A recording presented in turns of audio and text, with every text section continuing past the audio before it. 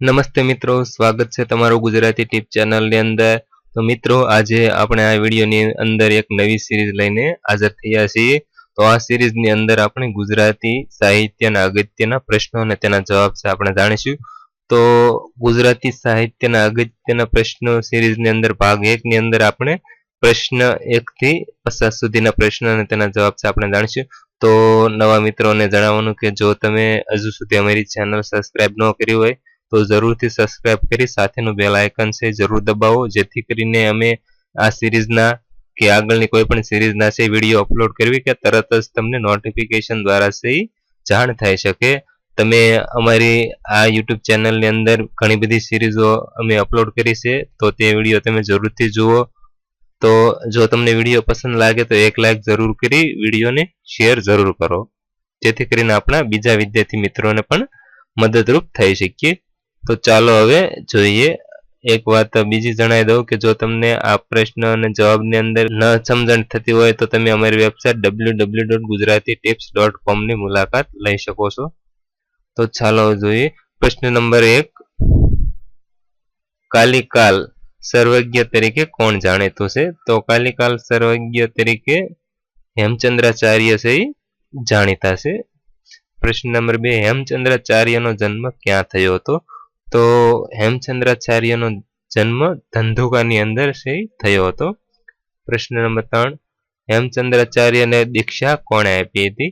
તો હેમચંદ્રાચાર્યને દીક્ષા જૈનાચાર્ય દેવચંદ્ર સૂરીએ આપી હતી. પ્રશ્ન નંબર 4, સિદ્ધહેમ શબ્દાનુશાસન વ્યાકરણ ગ્રંથ કોને રચ્યો હતો? તો સિદ્ધહેમ શબ્દાનુશાસન જે વ્યાકરણ ગ્રંથ છે તેની રચના હેમચંદ્રાચાર્યએ કરી હતી. પ્રશ્ન નંબર 5, ગુજરાતી ભાષાના આદિકવિ કોણ ગણાય છે? તો ગુજરાતી ભાષાના આદિકવિ તરીકે નરસિંહ મહેતા છે ગણાય છે, તે પ્રખ્યાત છે. પ્રશ્ન નંબર 6, નરસિંહ મહેતાનો જન્મ ક્યાં થયો હતો? તો નરસિંહ મહેતાનો જન્મ તળાજાની અંદર થયો હતો. પ્રશ્ન નંબર 7, નરસિંહ મહેતા રચિત દાણલીલા ચાતુર્યો કેવા પ્રકારની રચના છે? તો નરસિંહ મહેતા રચિત દાણલીલા ચાતુરી જે ભક્તિ રચના તરીકે તેનો પ્રકાર ભક્તિ રચના છે. પ્રશ્ન નંબર 8, જન્મ જન્મની દાસી મીરાબાઈનો જન્મ ક્યાં થયો હતો? તો મીરાબાઈનો જન્મ મેળતા મારવાડની અંદર થયો હતો. પ્રશ્ન નંબર 9, મીરાબાઈને કૃષ્ણ ભક્તિનો મહિમા કોણે સમજાયો હતો? તો મીરાબાઈને કૃષ્ણ ભક્તિનો જે મહિમા છે એ દાદારાવ દુદાએ છે સમજાવ્યો હતો. પ્રશ્ન નંબર 10, મીરાબાઈના લગ્ન કોની સાથે થયા હતા? તો મીરાબાઈના લગ્ન છે મેવાડના રાણા તાંગા રાણાનો જે મોટો પુત્ર ભોજ રાજા સાથે થયા હતા. પ્રશ્ન નંબર 11, જ્ઞાનના વડલા તરીકે કોણ ઓળખાય છે? તો જ્ઞાનના વડલા તરીકે અખો ભગત છે ઓળખાય છે. પ્રશ્ન નંબર 12, અખાની કટાક્ષ રચના કયા નામે ઓળખાય છે? તો અખાની જે કટાક્ષ રચના છે તે છપ્પા નામથી ઓળખાય છે. પ્રશ્ન નંબર 13, અખાનું મૂળ નામ શું છે? તો અખાનું મૂળ નામ છે અક્ષયદાસ સોની. પ્રશ્ન નંબર 14, અખાનો જન્મ ક્યાં થયો હતો? અખાનો જન્મ છે જેતલપુર અમદાવાદની અંદર થયો હતો. પ્રશ્ન નંબર 15, આખ્યાનના પિતા તરીકે કોણ ઓળખાય છે? તો આખ્યાનના પિતા તરીકે ભાલણ છે ઓળખાય છે. પ્રશ્ન નંબર 16, ભાલણે કઈ કૃતિનો સંસ્કૃતમાંથી ગુજરાતીમાં અનુવાદ કર્યો છે? તો ભાલણે કાદંબરી કૃતિનો સંસ્કૃતમાંથી ગુજરાતીમાં અનુવાદ કર્યો છે. પ્રશ્ન નંબર 17, મહાકવિ પ્રેમાનંદનો જન્મ ક્યાં થયો હતો?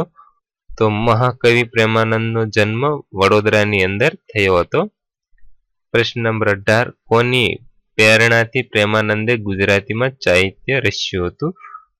તો ગુરુ રામચરણની પ્રેરણાથી પ્રેમાનંદે છે ગુજરાતીની અંદર સાહિત્ય રચ્યું હતું. પ્રશ્ન નંબર 19, ગુજરાતી ભાષાને અન્ય ભાષા જેવું ગૌરવ ના મળે ત્યાં સુધી માથા પર પાઘડી નહીં પહેરવું એવી પ્રતિજ્ઞા કોણે લીધી હતી? તો જ્યાં સુધી ગુજરાતી ભાષાને અન્ય ભાષા જેવું ગૌરવ ન મળે ત્યાં સુધી માથા પર પાઘડી નહીં પહેરવું એવું પ્રતિજ્ઞા છે પ્રેમાનંદે લીધી હતી. પ્રશ્ન નંબર 20, ગુજરાતી ભાષા એવો શબ્દ પ્રથમ ઉચ્ચારનાર કવિ કોણ હતા? તો ગુજરાતી ભાષા એવો શબ્દ પ્રથમ ઉચ્ચારનાર કવિ પ્રેમાનંદ હતા.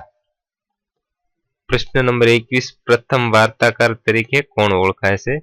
તો શ્યામળ છે પ્રથમ વાર્તાકાર તરીકે ઓળખાય છે, જેને પ્રથમ વાર્તાની રચના કરી હતી. પ્રશ્ન નંબર 22, શ્યામળનો જન્મ ક્યાં થયો હતો? તો શ્યામળનો જન્મ છે વેંગણપુર, અમદાવાદની અંદર થયો હતો. પ્રશ્ન નંબર 23, મદન મોહન, ચંદ્ર ચંદ્રાવતી, રાવણ મંદોદરી સંવાદો કોની કૃતિઓ છે?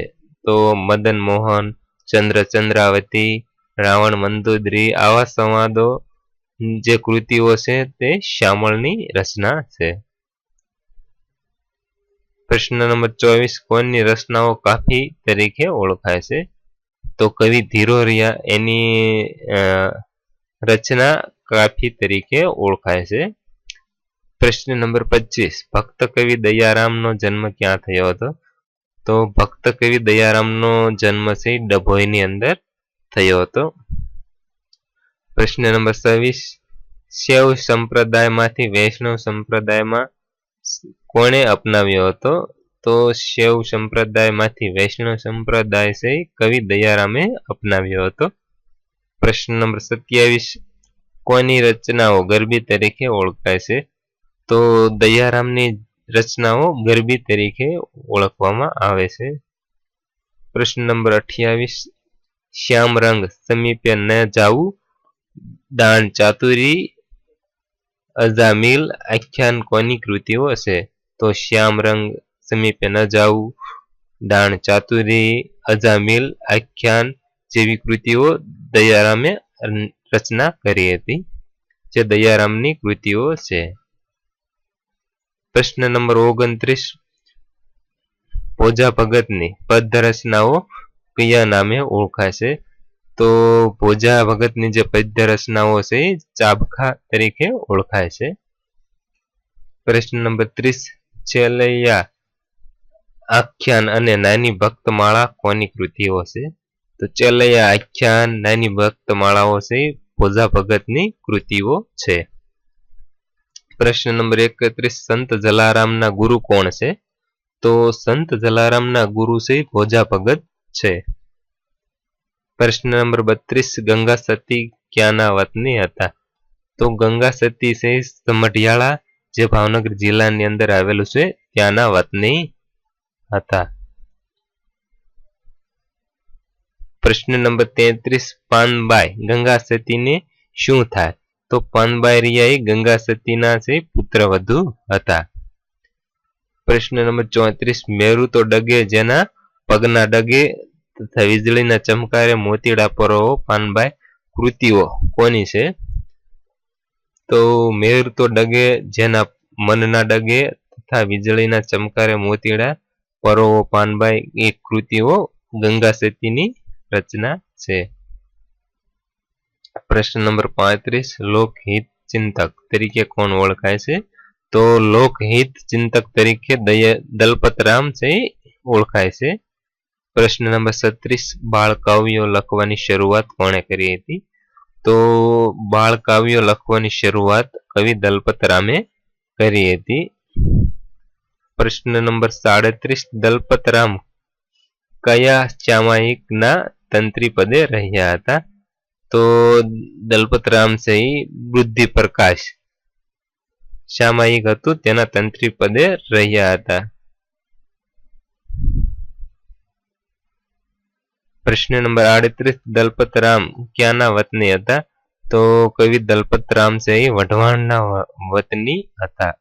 પ્રશ્ન નંબર 39, ગુજરાતી ભાષાના સૌપ્રથમ કરુણ પ્રશસ્તિ ફાર્બસ વિરહ કોણે લખી હતી? તો ગુજરાતી ભાષાની સૌપ્રથમ કરુણ પ્રશસ્તિ ફાર્બસ વીર દલપતરામે લખી હતી. પ્રશ્ન નંબર 40, દલપતે ગુજરાતી ભાષાનું પ્રથમ નાટક કયું લખ્યું હતું? તો કવિ દલપતે પ્રથમ ભાષાનું નાટક છે લક્ષ્મી લખ્યું હતું. પ્રશ્ન નંબર 41, ગુજરાતી ભાષાનો પરદેશી પ્રેમી તરીકે કોણ ઓળખાય છે? તો ગુજરાતી ભાષાનો પરદેશી પ્રેમી તરીકે એલેક્ઝાન્ડર ફાર્બસ ઓળખાય છે, જેને ગુજરાતી ભાષાનો પરદેશી પ્રેમી કહેવામાં આવે છે. પ્રશ્ન નંબર 42, 1848માં ગુજરાત વર્નાકુલ સોસાયટીની સ્થાપના કોણે કરી હતી? તો 1848માં ગુજરાત વર્નાકુલ સોસાયટીની સ્થાપના એલેક્ઝાન્ડર ફાર્બસે કરી હતી. પ્રશ્ન નંબર 43, એલેક્ઝાન્ડરની યાદમાં ફાર્બસ બજાર અને ફાર્બસ સ્કૂલની સ્થાપના ક્યાં કરવામાં આવી હતી? તો એલેક્ઝાન્ડરની યાદમાં ફાર્બસ બજાર અને ફાર્બસ સ્કૂલની સ્થાપના છે સાદરાની અંદર કરવામાં આવી છે. પ્રશ્ન નંબર 44, સુરતમાં જન્મેલ નર્મદ કયા નામે જગ પ્રસિદ્ધ છે? તો સુરતની અંદર જન્મેલા નર્મદ કવિ છે યુગ વિધાયક સર્જક તરીકે જગ પ્રસિદ્ધ છે. પ્રશ્ન નંબર 45, ગુજરાતી ભાષાનો પ્રથમ નિબંધ મંડળી મળવાથી થતો લાભ લખનાર કોણ હતા? તો ગુજરાતી ભાષાનો જે પ્રથમ નિબંધ છે મંડળી મળવાથી થતો લાભ એ કવિ નર્મદે લખ્યો હતો, જે સુરતના વતની છે. પ્રશ્ન નંબર 46, નર્મદ કઈ પ્રથમ આત્મકથા લખી હતી? તો નર્મદે મારી હકીકત છે પ્રથમ આત્મકથા લખી હતી. પ્રશ્ન નંબર 47, નર્મદ દ્વારા રચાયેલ કયો પ્રથમ કોશ ગણાય છે? તો નર્મકોશ જે નર્મદ દ્વારા રચાયેલો કોશ હતો. પ્રશ્ન નંબર 48, ભટ્ટનું ભોપાળું, મેઘછંદ, બાળ લગ્ન 32 જેવી કૃતિઓ રચનાર કોણ છે? તો ભટ્ટનું ભોપાળું, મેઘછંદ, બાળ લગ્ન 32 જેવી કૃતિઓ નવલરામે તેની રચના કરી હતી. પ્રશ્ન નંબર 49, પંડિત યુગના પુરોધા ગણાતા ગોવર્ધન રામ ત્રિપાઠીનો વ્યવસાય શું હતો? તો પંડિત યુગના પુરોધા ગણાતા ગોવર્ધન રામ ત્રિપાઠીનો વ્યવસાય પોતે એક વકીલ હતા.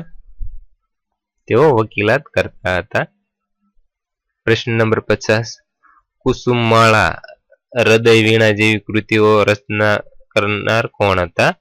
તો કુસુમમાળા, હૃદય વીણા જેવી કૃતિઓના રચનાકાર છે નરસિંહરાવ દિવેટિયા હતા, જેણે કુસુમમાળા, હૃદય વીણા જેવી રચના કરી હતી. તો મિત્રો આ હતા ગુજરાતી સાહિત્યના અગત્યના પ્રશ્નો અને તેના જવાબો, જે ભાગ 1 ની અંદર આપણે પ્રશ્ન 1 થી 50 સુધીના પ્રશ્નો અને તેના જવાબ જાણ્યા. આગળના વિડીયોની અંદર ભાગ 2 ની અંદર આપણે 51 થી 100 સુધીના પ્રશ્નો અને તેના જવાબ જાણશું. એટલા માટે ખાસ મિત્રોને જણાવવાનું કે તમે અમારી ચેનલ જરૂરથી સબસ્ક્રાઇબ કરો તથા વિડીયોને એક લાઇક જરૂર કરો અને વિડીયો વધારે શેર કરો, જેથી કરીને આપણા ગુજરાતના વિદ્યાર્થીઓને આપણે મદદરૂપ થઈ શકીએ. Thank you. સબસ્ક્રાઇબ કરો ગુજરાતી ટીપ યુટ્યુબ ચેનલ અને સાથે બેલ આઇકન દબાવી ઓકે કરો.